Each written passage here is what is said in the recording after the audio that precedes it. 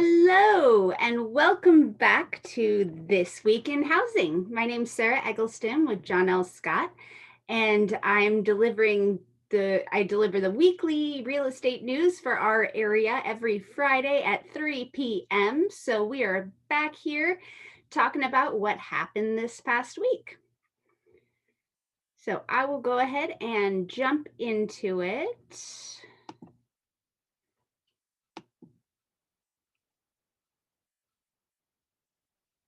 All right.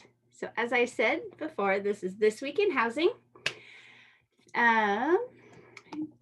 So first off, it is Blue Friday. Go Seahawks. Congratulations on your win. Oops, I forgot to change the score down there. Oopsies. But they did take away a win for 37-27 against the 49ers. So go Hawks. Woo! And this coming Sunday, they take on the Buffalo Bills at 10 a.m. Pacific. So it'll be a nice morning game for you.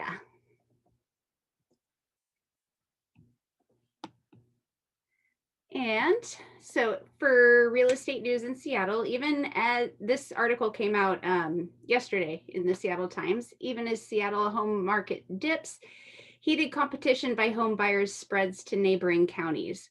So we've talked about in the past about how the demand for other areas in King County is much higher than actual downtown this year. With the coronavirus, people are wanting to get away from the cities and move out to areas where they have a little more elbow room. And so we have definitely been seeing these, but yes, as you'll see in the next slide, home prices have gone down a little bit in October in some areas, but it is, as it states here, the Puget Sound housing market has never been hotter. So hot, in fact, that the region is home to the top 4 most competitive housing markets in the country. So Olympia, Tacoma, Seattle, and Bremerton are all selling incredibly quickly and are getting the eye of other people in our nation, just watching how fast our housing market is. So you can see this breaks it apart by county. Over on the left here, they have home price activity. And you can see that even though in King County and in Pierce County, we have had a slight dip in homes from September to August. That isn't the case in all of the surrounding counties. And we are still up significantly from where we were last year. So even if there was a slight dip down in October as far as home values, if you look at year over year, we have increased a lot. And we are reaching the fall time. So in the fall and winter, we would expect to see home values decline slightly and then raise again in the spring. So we are kind of falling back into our normal real estate pattern. It feels like it's still incredibly intense, but the trends are going the right way to match up with what we would expect to see this time of year in a non-COVID year.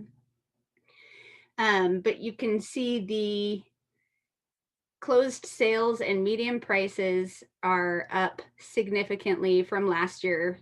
Closed sales, Seattle is up 41.5% from last year. Southwest King County is up 27%. Southeast is up 26.7%. So we are in just an incredibly strong real estate market right now. It's with everything that's going on, I think the real estate market has surprised a lot of people with how resilient it's been.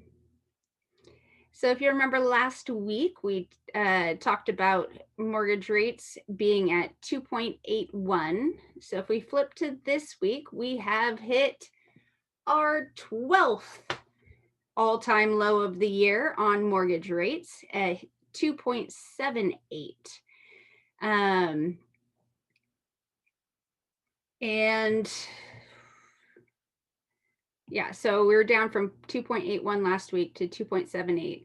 I can't believe that we hit a 12th all-time low again this year. So that is great news for buyers. And we've reached the beginning of the month. So we have some of our stats from October. And you can see on the left-hand side here, this is for Southeast King County, but Southwest King County looks pretty similar. Anything under $1 million has a month supply or less of inventory. So there's a lot of demand for a very few amount of homes out there. With the low interest rates, that's driving a lot of buyer demand.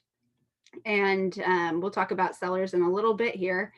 But we just don't have nearly enough inventory on the market. And that is causing a lot of competition for buyers. So our new listings jumped down to 588 for this past week, 947 pending, and 1,011 for sold. So if we look at that on the graph, our sold ticked up a little bit from last week, but remember, sold homes went pending about 30 days ago, 30 to 60 days ago. So when we're looking at sold homes, we're actually looking at deals that were made in the past. So the listings pending and new listings have come down from where it was last week. And again, this is exactly what we'd expect to see this time of year. It's just we're starting at such a low inventory point from earlier this year that continuing the trends downward from already a low point is just going to make things so hard for buyers if they, don't have a plan in place. There's a lot of competition. So if we break it open to the national market, you can see that nationally we're at a month supply of 2.7. So being at like a 1 month supply here, we are so much more intense in our area than the nation as a whole, and the nation as a whole is intensely fighting for homes. So I just thought this was pretty interesting to see how we compare to the rest of the nation. This is another national data chart. These are showings. So this comes from the key data when a real estate agent opens a door. And you can see that we are following the same general trends as we did last year, even though there are more showings this year than there were last year. We did take a bit of a dip down this week pretty sharply.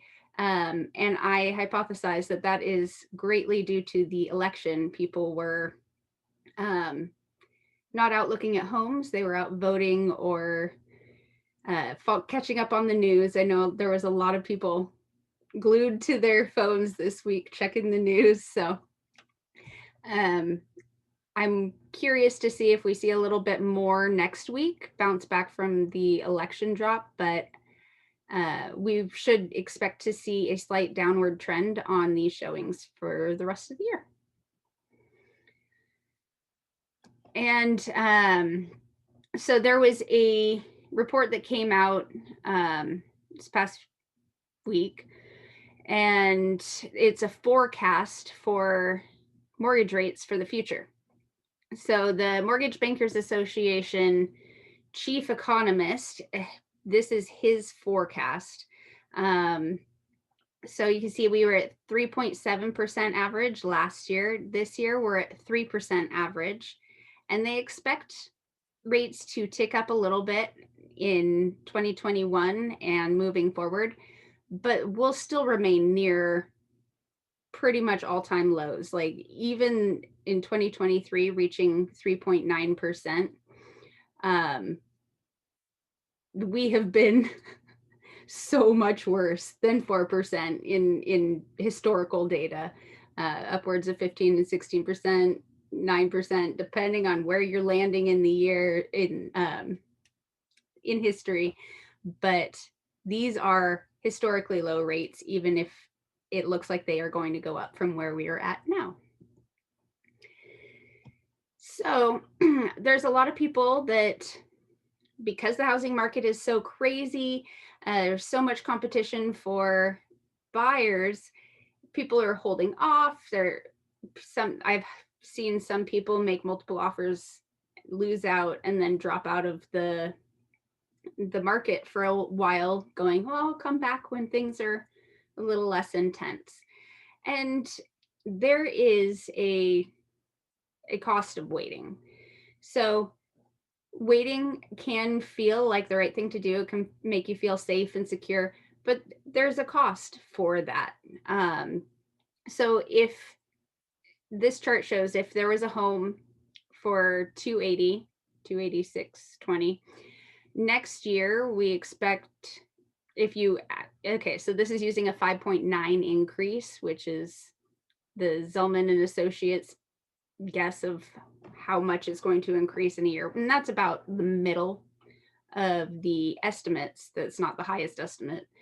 But the interest rate now at 2.8, projected next year at 3.3, plus the increase in home values. So on this example, the individual purchasing this home would pay $148 more per month. And that would be their cost of waiting. So it is a great time to hop in there for buyers, as far as interest rates, and home values are only going to keep going up, and interest rates are projected to go up. So there's a lot of competition, but it might be worth jumping in there and being part of that competition to save $148 a month in the future. So for homeowners, as I said before, we need more listings. Homeowners are just not putting their homes on the market at the rate that they once were. And with so many more buyers, we need those. So the top 3 reasons homeowners are not putting their home on the market are 31% said it was financial uncertainty, 34% said life is too uncertain right now, and 25% it was related to COVID-19 or health concerns about people coming through their house and just the exposure to other people. So these are the things that are holding sellers back from putting their house on the market right now. I already touched on where we think the housing market is going to go. Pretty much, I think, actually, let me go back to that slide.